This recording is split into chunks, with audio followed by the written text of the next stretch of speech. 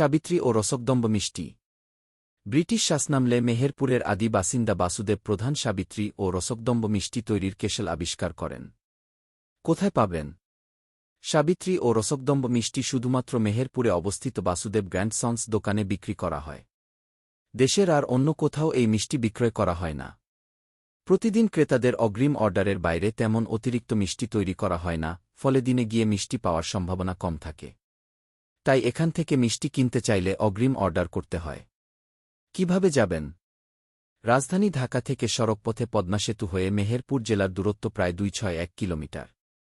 বাসে চড়ে মেহেরপুর যেতে 6-7 ঘণ্টা সময় লাগে।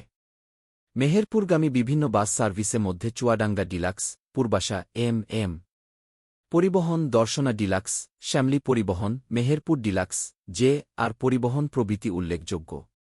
বাসের ভাড়া নন এসি 600-700 টাকা, এসি 800-1300 টাকা। মেহেরপুর জেলা সদরের মহিলা কলেজ মোড় থেকে মাত্র 500 মিটার দক্ষিণে সাবিত্রী ও রসকদম্ব মিষ্টি একমাত্র প্রাপ্তিস্থান বাসুদেব গ্র্যান্ডসন্স দোকানের অবস্থান। কোথায় থাকবেন?